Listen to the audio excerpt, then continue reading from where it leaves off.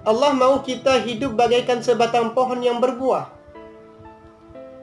Walaupun orang lain melempar pohon itu dengan batu, orang lain melempar pohon itu dengan kayu, tetap pohon itu akan membalasnya dengan buah. Inilah sikap Muslim yang sejati. Seorang Muslim, walaupun dicerca, dihina, diupat dirinya, tetap dia akan membalas dengan senyuman. Tetap dia akan membalas dengan kebaikan. Tetap dia akan membalas dengan rasa kasih sayang. Saya teringat akan pesan-pesan yang disampaikan oleh para ulama. Apa kata beliau? Jika engkau cinta akan aku, maka aku akan cinta kepadamu. Jika engkau sayang akan aku, maka aku pun akan sayang kepadamu. Tapi jika engkau tidak sayang kepadaku, aku tetap akan sayang kepadamu. Ini yang perlu kita tanamkan dalam.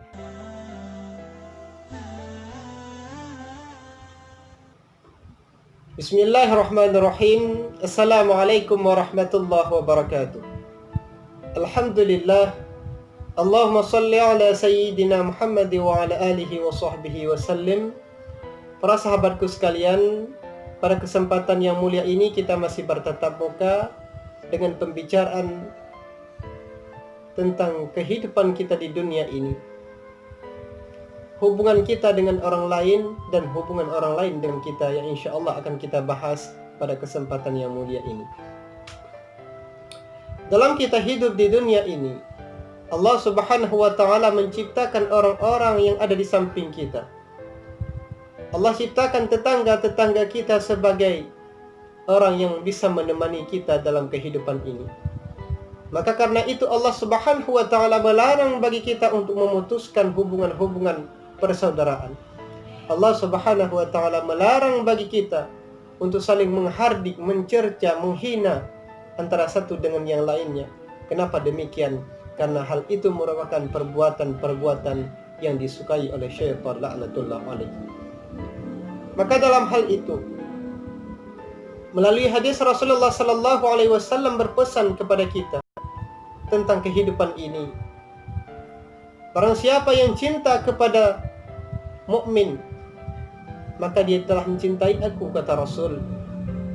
Tetapi barang siapa yang tidak cinta kepada muslim, dia telah menyakiti hati aku. Barang siapa yang mencintai seorang muslim, maka dia telah mencintai aku. Dan barang siapa yang telah mencintai aku, Rasulullah sallallahu alaihi wasallam mengatakan, dia telah mencintai Allah Subhanahu wa ta'ala. Dan barang siapa yang telah mencintai Allah Subhanahu wa ta'ala, maka Allah sediakan tempatnya esok dalam surga Allah Subhanahu wa ta'ala. Sebaliknya, barang siapa yang benci akan muslim, menghina tetangga, mencaci tetangga, menghardik tetangga, man adza mu'minan faqad adani. Barang siapa yang menyakiti hati tetangganya, man adza mu'minan faqad adani. Barang siapa yang telah menyakiti hati tetangganya, maka dia telah menyakiti hati aku, kata Rasul. Wa man adzani faqad adallah. Dan barang siapa yang telah menyakiti hati aku, maka dia telah menyakiti Allah Subhanahu wa ta'ala. Wa man adallah falyatabawwa maq'adahu minan nar. Dan barang siapa yang menyakiti Allah Subhanahu wa ta'ala, maka Allah Subhanahu wa ta'ala menyediakan tempatnya esok dalam neraka Jahannam. Neraka yang penuh dengan siksa, neraka yang penuh dengan azab, neraka yang penuh dengan kesengsaraan bila kita menghinakan orang lain, membenci orang lain, bahkan memutuskan tali persaudaraan antara satu dengan yang lainnya. Rasulullah sallallahu alaihi wasallam melarang bagi kita untuk memutuskan tali persaudaraan, baik itu kepada tetangga kita ataupun keluarga kita sendiri. Melalui hadis Rasulullah sallallahu alaihi wasallam berpesan kepada kita, la yadkhulul jannah qati'ur rahim. Tidak akan masuk surga orang-orang yang memutuskan tali persaudaraan.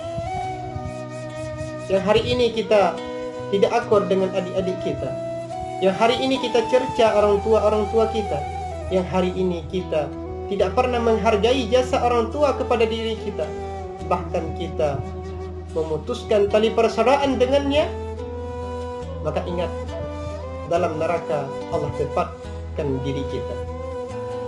Kehidupan kita tidak akan senang bila dalam hidup kita tiap hari menghardik, mencerca, menghina orang lain tidak akan berharga dalam hidup kita.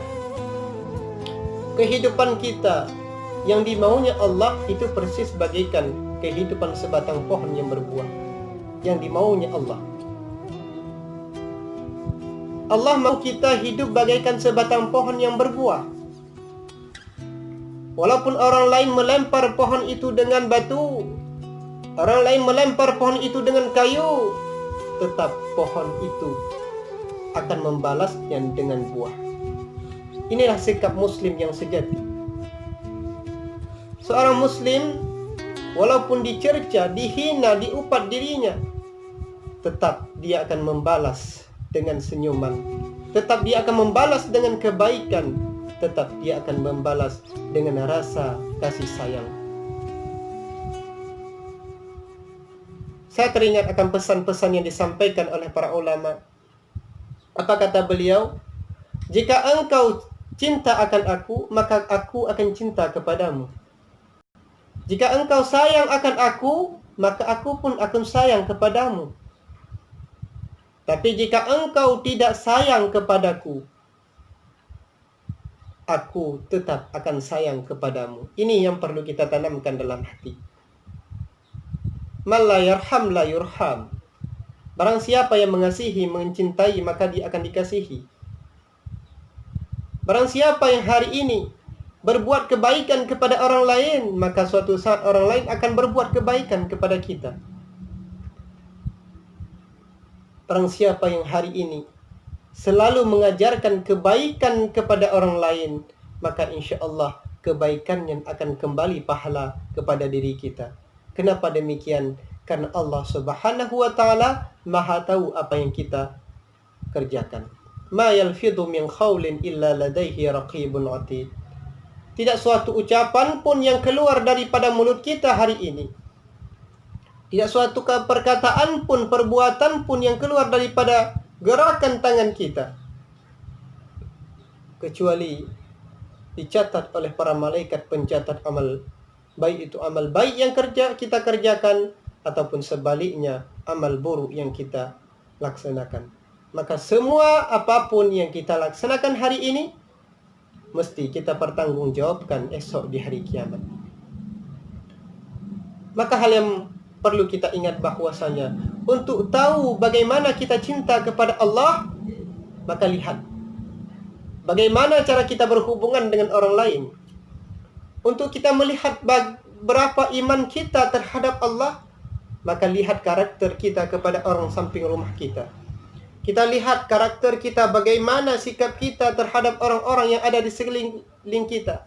Apakah mereka tersakiti dengan perbuatan kita ataupun tidak? Ataupun sebaliknya, mereka malah senang dengan perbuatan kita yang kita kerjakan. Maka berbahagialah bagi orang-orang yang ada saudaranya di samping rumah merasa senang dengan kedatangan kita. Berbahagialah. Karena mengapa? Karena Allah sayang kepada kita. Tapi sebaliknya, bila orang lain merasa sengsara dengan adanya diri kita di daerah itu, maka ingat bahwasannya kita mendapatkan musibah Allah Subhanahu wa ta'ala. Maka bukti cinta kita kepada Allah yang sesungguhnya adalah kita lihat dari karakter kita sehari-hari. Cinta yang hakiki adalah cintanya kepada Allah Subhanahu wa ta'ala. Bila kita benar-benar cinta kepada Allah, maka semua apapun yang ada di dunia ini akan benar kita laksanakan. Kita cinta kepada Allah, dan tentu hal yang diperintahkan oleh Allah akan kita kerjakan semuanya. Apa yang diperintahkan Allah? Sembahyang, kita akan sembahyang. Puasa, kita akan puasa. Menyambung silaturahmi, kita akan menyambung silaturahmi. Apapun yang diperintah oleh Allah Subhanahu wa taala, kita akan melaksanakannya. Kenapa? Karena cinta kita kepada Allah Subhanahu wa taala. Dan barang siapa yang cinta akan orang-orang yang pernah dicintai oleh Allah Subhanahu wa taala, maka orang tersebut akan bersama orang-orang yang dicintainya. Al-mar'u ma'a man ahabba. Orang-orang yang dicintai akan bersama dengan orang-orang yang mencintai. Hari ini kita cinta kepada Rasulullah sallallahu alaihi wasallam dengan selalu kita memperbanyak salawat di atas baginda Muhammad. Allahumma shalli ala sayyidina Muhammad. Dengan kita selalu mengerjakan apa yang diperintah oleh Rasul, dengan selalu kita mengerjakan apa yang ditinggalkan oleh Rasul, insyaallah kita akan berkumpul dengan Rasulullah sallallahu alaihi wasallam esok di hari kiamat. Maka karena itu, banyak hal yang perlu kita perhatikan. Kita cari teman-teman yang baik dalam pandangan Islam. Kita cari teman-teman yang bisa membawa kita kepada kebaikan. Iktasiru minal asdiqa'il mu'minin. Perbanyaklah berkawan dengan orang-orang yang mukmin. Kenapa demikian? Fa inna lahum syafa'atu yaumal qiyamah. Karena mereka bisa memberikan syafaat bagi kita esok di hari kiamat. Hadirin sidang pendengar yang dirahmati Allah Subhanahu wa taala. Banyak hal yang mungkin ingin kita sampaikan, tapi sayang dikarenakan berhubung waktu yang cukup singkat, maka saya cukupkan sampai di sini. Di mana ada kesilafan dan kekurangan, di situ saya mohon maaf sebanyak-banyaknya. Kita bermunajah kepada Allah Subhanahu wa taala. Semoga Allah Subhanahu wa taala menjadi diri-diri kita orang yang cinta kepada tetangga kita, menjadikan diri-diri kita orang yang selalu taat kepada Allah Subhanahu wa taala, dan menjadikan kita sebagai manusia yang selalu melaksanakan perintah Allah Subhanahu wa taala, dan Allah jauhkan kita daripada hal-hal yang dilarang oleh Allah Subhanahu wa taala. Hadanallahu wa iyyakum ajma'in. Assalamualaikum warahmatullahi wabarakatuh.